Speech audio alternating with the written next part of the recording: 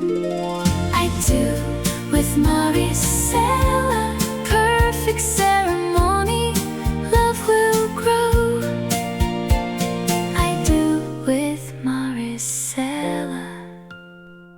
Welcome to episode 5 of I Do with Maricela. What couples forget until the last minute.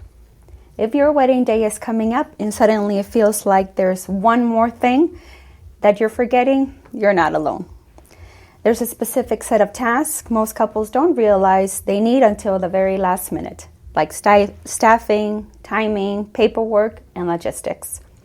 Today, we'll help you breathe easier by walking you through the most common and late surprise items and how to prevent them with simple, reassuring checklist mindset. Hello everyone, I am Maricela, wedding officiant and celebratory storyteller that brings your dream ceremony to life. Hi, I'm Henry, Maricela's right hand, to make sure your process is effortless. And welcome back to our podcast. This episode is called What Couples Forget Until the Last Minute. We'll cover the most common late stage misses, why they happen, and what you can do right now to avoid stress, confusion, and unnecessary costs. So, let's get right into it. The problem. Always problems. There seems to always be problems, right? Always problems. The closer you get, the more planning shifts from pretty details to operational details, right? Most last-minute problems aren't because couples didn't care. They're because a few critical items don't feel urgent early on. So let's start with one of the biggest problems that happen that you forget to do. Me. People forget about me. It sounds funny, but it is true. Often, too often, we have couples who have designed everything, they have planned everything, they have sourced everyone. And we're talking months, of years planning. sometimes. Yes. And then someone makes just a random question, like, oh, who's going to marry you? And then they panic. And then the light bulb goes on. And they're like, oh, that's right. we forgot. Someone has to still marry us. We forgot. You guys have no idea how often we have last minute weddings because they've planned everything, but not the officiant. Yes.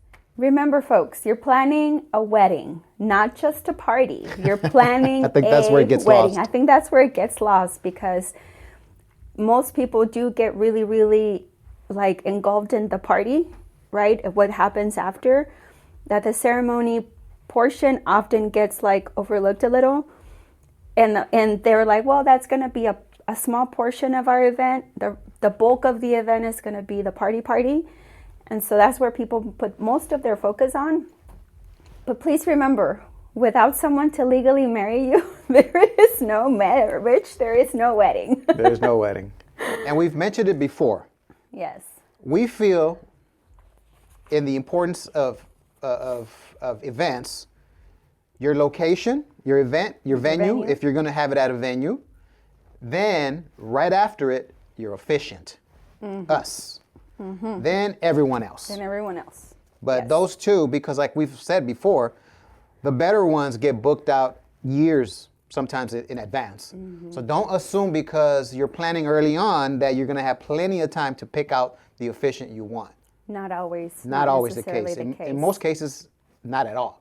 Right. We get, like we've said before, we get booked out sometimes even 2 years in advance. Yes. Especially the highly sought out ones, just like the venues. Consider a wedding officiant to be like a venue. The more popular your venue is, the more popular it's going to be for booking. So all the good weekends are going to be taken first, very likely. And if you don't want to have your wedding on a Friday or a Tuesday or a Sunday, then plan early and book them early. The officiant is no different. A popular officiant will get booked very quickly and very early on. And guys, even today, we have weddings already booked for 2027. And we can say that, yes, because we look at our calendar, and as we take calls or appointments, there's many we have to turn down because they're at the same day and the same time. Yes. Right? Yes. And it's unfortunate, right? And they already have their heart set on this day or this time, and or with this person, this or with officiant, this person, right? And they can't have it anymore with that person because they're already booked somewhere else. Officiants, popular officiants, especially like myself, I have an open calendar, so customers are able to book themselves onto my calendar at any day, at any time. So don't assume that because your wedding is later this year or even next year that the officiant you're looking at is going to be available. And don't assume just because you have taken a meeting with the officiant that you're on the calendar. No. The only way you're on the calendar is once that deposit is paid. That's the confirmation that you are on the calendar. Otherwise, we've also seen it many times. You know, you have a meeting with your officiant, it goes great. We don't hear from them weeks, months, and then they reach out and say, okay, we're ready to book you now. And most of the time, what happens? We're not available to take Not them available anymore. We But might have been someone else- in the beginning when we took the Yes, meeting, of but course. after time has passed, we no longer are. No more. Because again, your deposit is what books your day. So get your deposit in there, get your paperwork in there, whatever the officiant or the venue is asking you to do, get it in there quickly, because venues and officiants book on a first come, first served basis. So whoever's ready to move is going to get that spot. No one likes to add pressure, right? I'm one of those. I don't like to be pushy and I don't like to add pressure, but calendar is a very realistic thing, and it's open and people can book. A lot of couples are ready to book like that, right? Maricela, send me everything. I'm ready now, and they'll get your spot. So be careful with that. Yeah. The other issue is scheduling and timing gaps. Very, very important, guys. Ceremony time and guest arrival time are separate times. They're not the same time. They shouldn't be the same time. So we've had these issues come up, not too often, but they do happen, where we try to have the language as clear as possible, right? What time would you like us to begin ceremony time? That time should not be listed on your invitations as the start of the event. You want to give your guest, for them to arrive at least 30 minutes before ceremony start time is to begin. And maybe even 45 if your guests are kind of late and they need some help. I think, guys, we know our own people, right? Yes. We know how they travel. Yeah. We know that if most likely when you tell them a certain time, they're not an gonna hour get later, there. hour and a half later. So you know your people. Yes. So plan accordingly. We had this one wedding where when we had the meeting with the couple, when we mentioned that part, they were like, yeah, our people are usually about 2 hours late. And which is a lot, right? Interesting. Yeah. I think that's the most we've heard, right? Yeah. But sure enough, the day of, when we show up, yes, people were barely starting to trickle in, and they had told them 2 hours, 2 hours before. Yes. So yes, you know your people, you know your guests. Plan accordingly. If they're punctual, yeah, give them a 30-minute window, 30 minutes before. But if they're not, then you might consider more time. Yes. And especially for those that you know are going to have a really, really hard time with the scheduling, let them know too that current ceremonies these days are not 2 hours long. No. They're not 1 hour long. They're generally 30 minutes in length.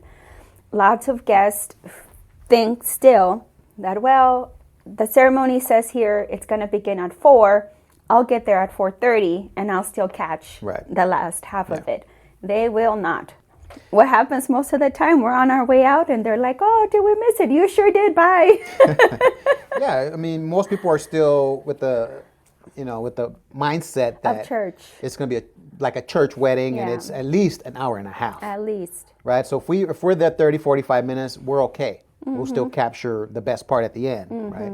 But no, these ceremonies are pretty quick. They're in the Yes. neighborhood of 20 to 30 minutes, and so plan accordingly. Let them know. Put it on somewhere. If you have a wedding guest, if you have a wedding website, put it on your website. Let them know too how long the ceremony is scheduled for, so that they know they shouldn't arrive too late, or they will miss it. Unless they want to miss it, then that's a different story, right? That's totally something else. You can't control everything, but do let them know. But most importantly, when you're filling out paperwork for wedding officiant, for example, do not put on there your guest arrival time. Put on there your actual ceremony time, because it has happened too where we arrive and they put the guest arrival time and we're not starting for another hour. Officiants will charge late fees. We do, because time matters and we have other events to get to, and if we're late, it makes us look bad, so we don't like to do that. If an officiant has the availability, they will stay, but be mindful of that. Your guest arrival time is very different from your ceremony start time. Generally, they should be 30 minutes apart, at minimum 30 minutes apart. Guys, remember that the officiant is unlike any other of your vendors. We can take multiple weddings in the same day. 2, 3, 4 weddings a day. So we are on a tight schedule. Okay, it's not like your food vendor who's going to be there the entire party, or it's not like the venue, which is there. You're booked for however many amount of hours, or your DJ who's going to be there for the entire ceremony. The officiant isn't. The officiant is in and out, and then we're most likely on our way to another wedding. So be very mindful of that. Okay, we can have multiple weddings in the same day. And what you don't want is, for example, for myself, if you're more than 30 minutes late to begin ceremony and we have another wedding to attend to, we will leave. It's in our contract. We will tell you that. We will remind you of that. But if your timing doesn't work for us in our next event, right, we don't like to be late. I do not like to be late to events. But if yours is very late, we will leave. And you have the option of perhaps we can come back and officiate for you later on that day. You can opt for that. We've done that on many occasions. But it throws off the rest of your planning. So be very careful with that. Absolutely. The other issue that we see are that day of roles are not assigned. So this is more so for people who are planning their own wedding, right? If you don't have a coordinator helping you out and you're doing most of this yourself, it's a lot of moving pieces and you need to assign day of roles. If you are hiring a coordinator and a professional officiant, you don't have to worry about most of these things. But if you're not hiring one, then yes, you do have to worry about them and plan for them accordingly. When I say that day of roles are not assigned, meaning that no one owns the timeline, you need to assign someone to help you with time frame. Ceremony starts at this time, it ends at this time, cocktail hour begins at this time, reception begins at this time, speeches begin at this time if you're having them, the dances, open floor, whatever you're doing on the day of, they have timelines, right? Because you'll only have that venue for a certain amount of time.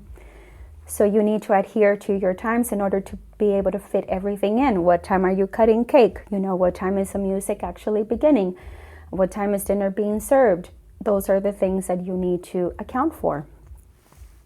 And also too, who's going to check in with you, who's going to check in with the vendors, what happens in small emergencies, who's going to take care of them. If you haven't assigned someone to be your buffer, then there is no buffer, and that go-to person is you. What often people do also forget is parking logistics. Oh, yeah. Right. A lot of venues don't have a lot of parking, which is understandable, right?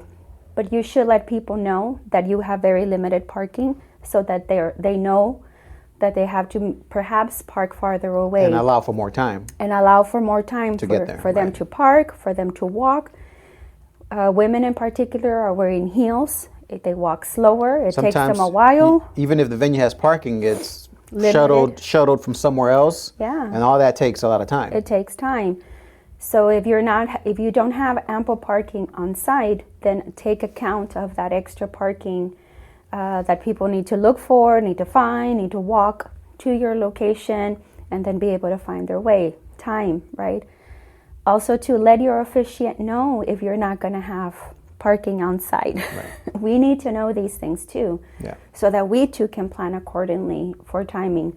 We generally arrive 30 minutes before ceremony start time anyway, but still, if we know sooner or we know beforehand that we have to park 3 blocks away, then it makes us easier. Maybe we leave 10 minutes earlier than already scheduled, just to account for that. So let us know. Very important. Very important. The other thing that people tend to forget also is like food and drinks and like details like that. For example, when you're transitioning from ceremony to cocktail hour, I don't know why it happens, but they forget how many people were there, and then they don't have enough to serve the guests.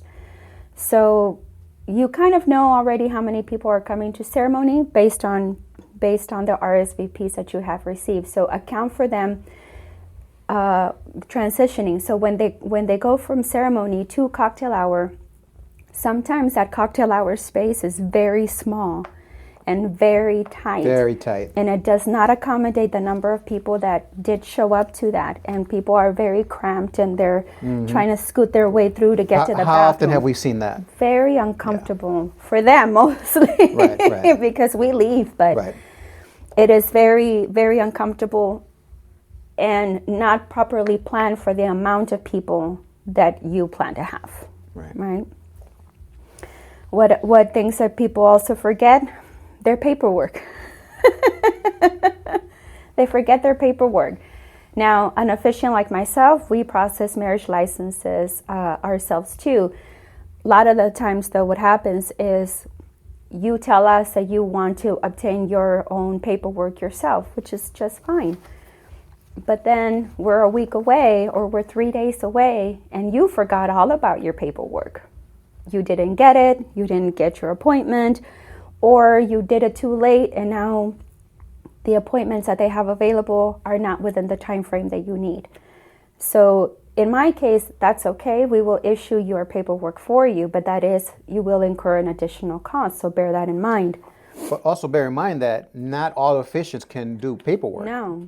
They're not authorized to issue marriage licenses. Yeah. So if they're with an officiant who doesn't offer marriage licenses, then they have to go somewhere else now.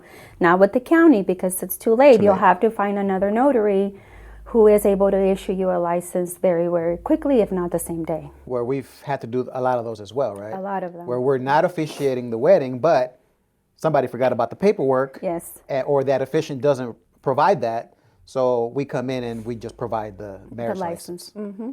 Yeah. Mm-hmm. Again, you forgot. Well, especially if you want to keep your same date. Yeah, especially if you want to keep your same date. Absolutely. For your wedding. Yeah. Mm-hmm. Also, too, if you're having a wedding at a beach, for example, and you need permits, make sure you get your permits. A lot of the times they forget to get their permit. We had a wedding one time where they came to shut us down because they forgot to get their permit and they winged it anyway without saying anything. And the beach patrol came and shut the party down because they didn't have their proper paperwork. So you don't want that to happen on the most important day of your life and all your guests are there and you're all dressed and pretty and handsome and the party has to go somewhere else. So be mindful of that. Also, too, keep track of your confirmations of your vendors, of your venue, of any deposits that you still need to pay for, insurance for your venue if needed, or insurance from your vendors if they need to submit them. Generally, you have to submit those about 2 weeks before wedding day, if not sooner. So be sure that someone is keeping track of that if that's not you. And if it's not a coordinator, then be sure someone is keeping track of that. Yeah. So what can you do? A lot of things to consider, right? A lot of things to consider. Get yourself a book. I love this book. This is a book my sister Chelly got for me when we were wedding planning.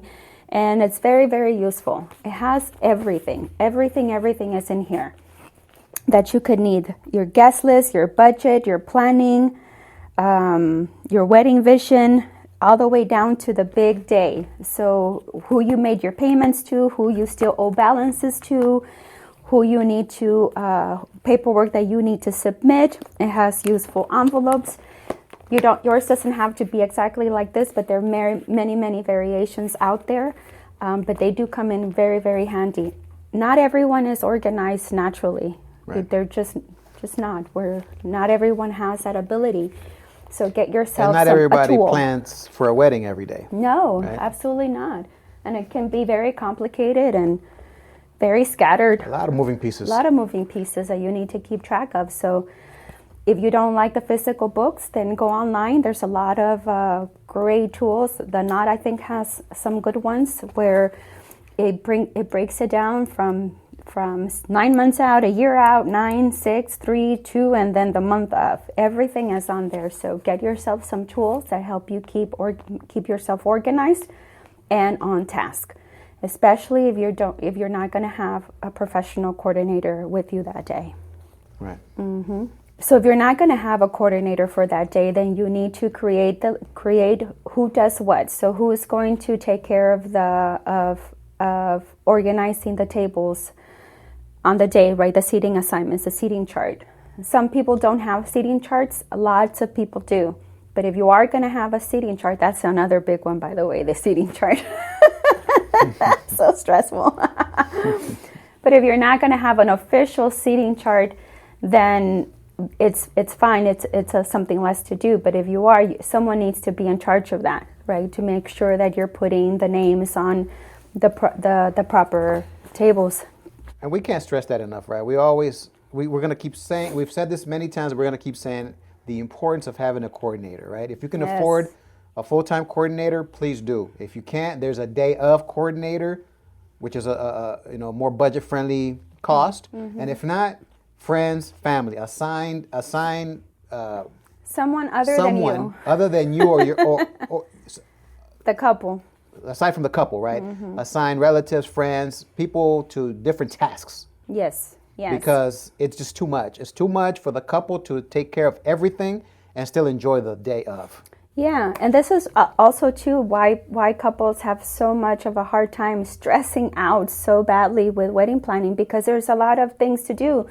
Like you need to make sure beforehand to check in at what time everyone is going to show up. What time are you showing up? And then have that list of what time everyone is showing up. What happens when the florist doesn't show up? Who's going to call them? Who's going to check in with them? Who's going to follow up with them? You're at the altar. You don't have time for that at this point. So you need someone to help you with that. And sometimes the florist never shows up, but that's a different story. Right. Speaking of florists, remember that one time we were leaving already. We had already performed the ceremony. We're leaving, and the florist was barely showing up to start setting up. Yes, You remember that moment? I remember that one because it looked like they rolled out of bed too. That's why I remember it. Yeah. So these things do happen, guys. They do. They really, really do. And they happen for a variety of reasons. It's not always that vendors have mishaps because they're bad vendors. That's not always the case. Sometimes life does happen. You got into a car accident. You had a flat tire. AAA wouldn't show up when they said that they would. Things do happen.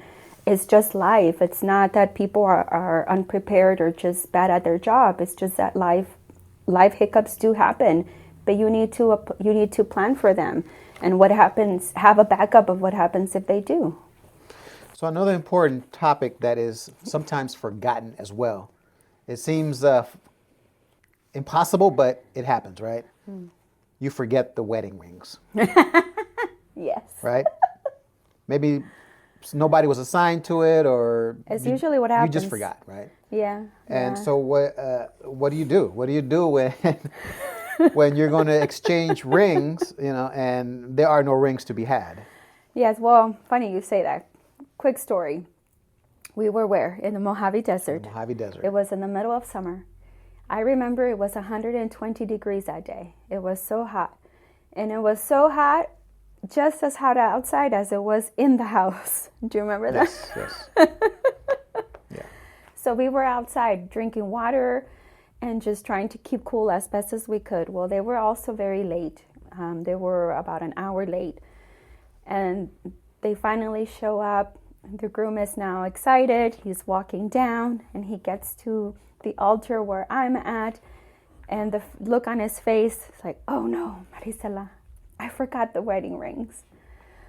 Oh no. And mind you, again, in that heat, it was an outdoor wedding. It was an outdoor wedding. Yes. So no one was comfortable. If I was uncomfortable, no one was comfortable, right? It was really hot that day. It was extremely hot. And so we were already in the midst of the ceremony. We had already begun. So I glanced over. I saw a vegetable twist tie on the floor. I wiped You it guys clean. know those, right? The little green, long ties that are made for At the market? for plastic bags to close them up for your vegetables or fruits. Yeah. Well, she found one of those on the floor.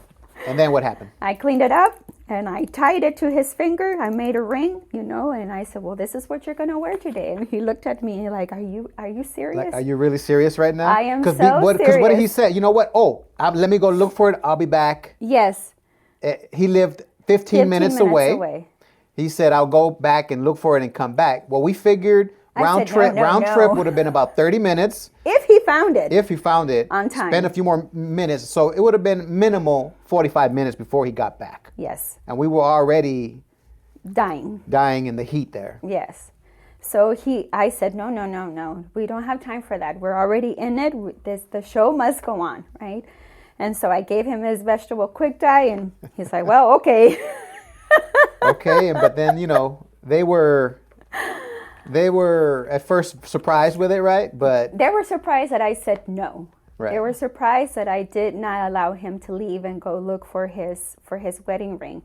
But again, guys, this is what will happen if your officiant does not have the timing for you to go back home and look for your wedding ring and wait for you another 45 minutes until you get back. We're not going to let you do that because the show must continue.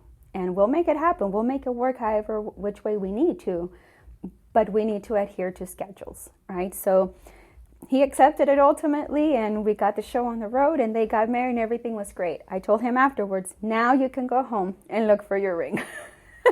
But I'm leaving now. yeah. But that does happen. So why did that happen? Because nobody owned the wedding ring. He didn't own it. No one owned it. He forgot about it, and no one reminded him, and it wasn't on any kind of list. And of course, there was no planner There's or no coordinator. No. at this wedding. So the stuff that can go bad like that usually will. Right. It's just too much. It's too much for just a couple to have to navigate through everything Yes. logistically and planning It's too and everything. much. It's just too much. Like on one occasion, the other people forgot their table numbers. On another one, they forgot the entire chart of the seating arrangements. No one knew where they were sitting or where exactly. Or where to go, what to do. Yeah. It just, people were lost, and when they get lost, they're gonna bottleneck the doorway, which is where they always tend to hang out, and it's gonna be a little bit of a problem.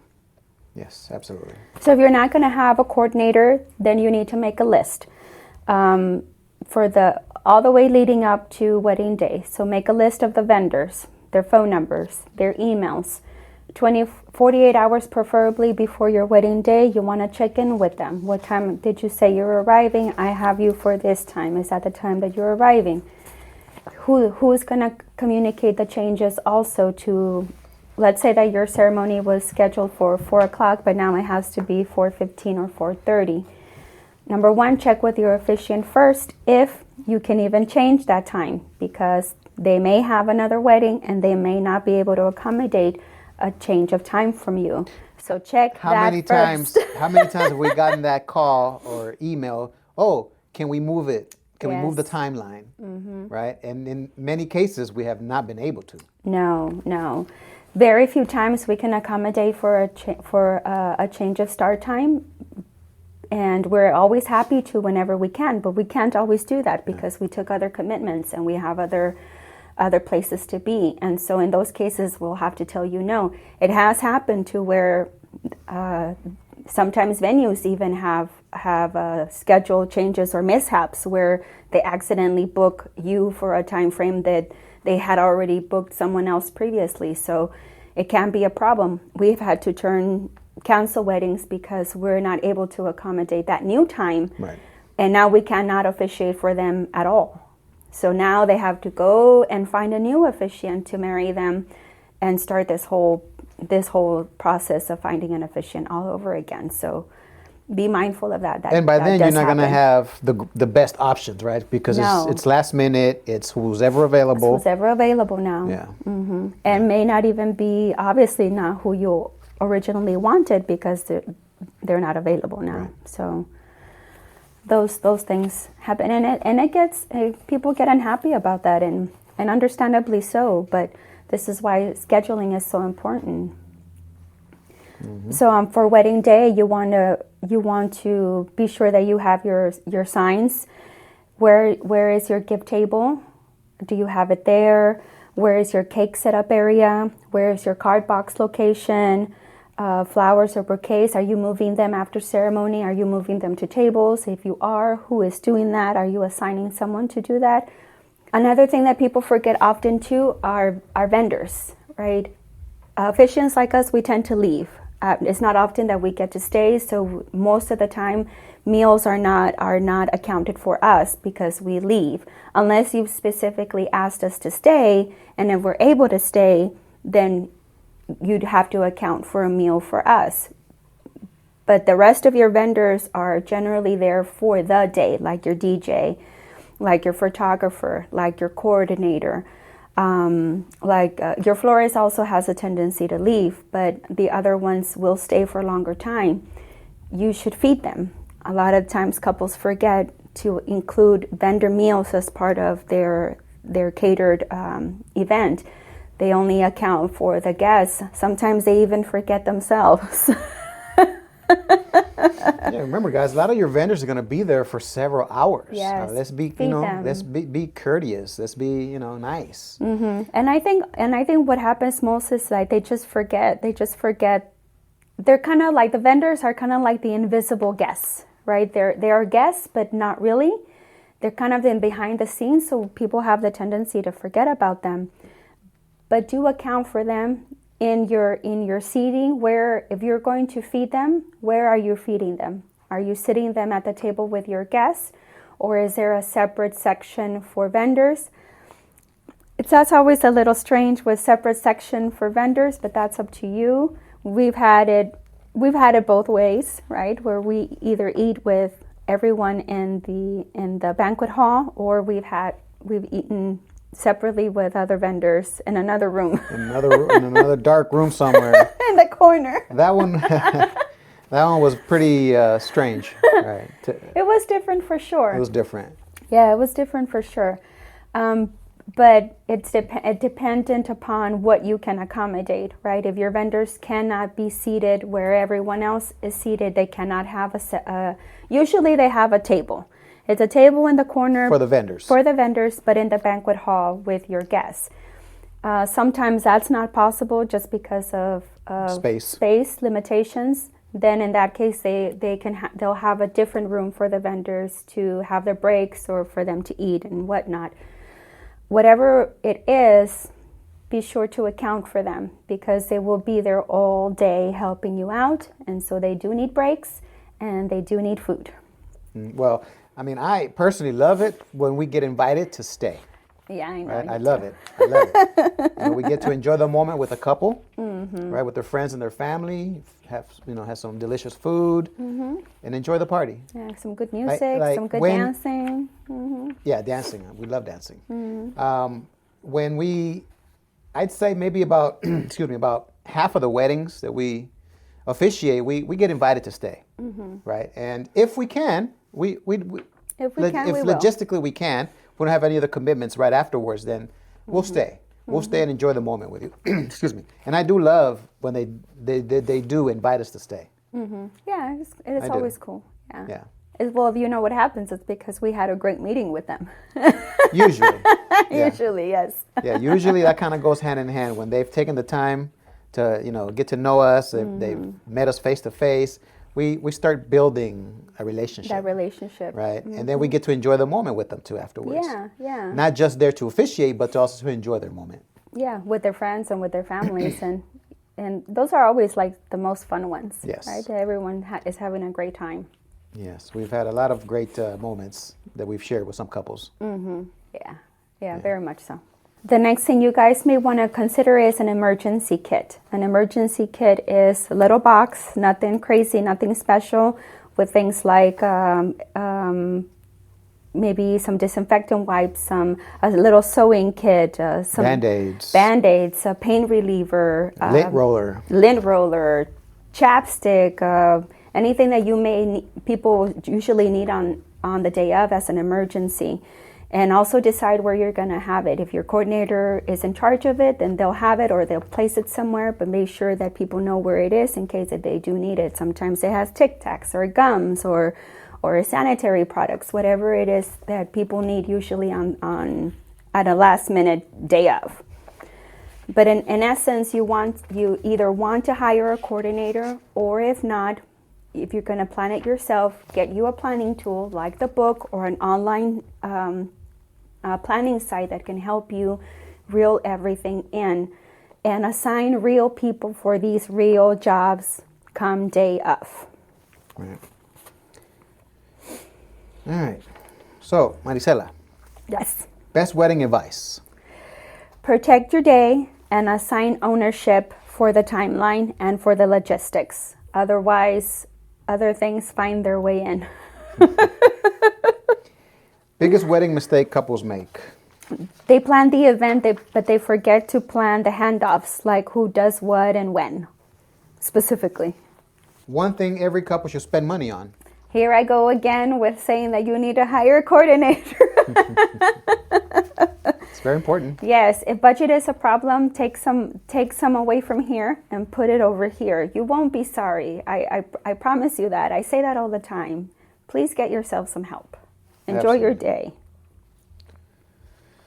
So the biggest takeaway from today? Write your 3 day of jobs today. The 3 major things that you're going to need help with, and assign real people to it. And then have a meeting close to day of. Make sure everyone knows their job and everyone knows what time to do their job and how to do their job.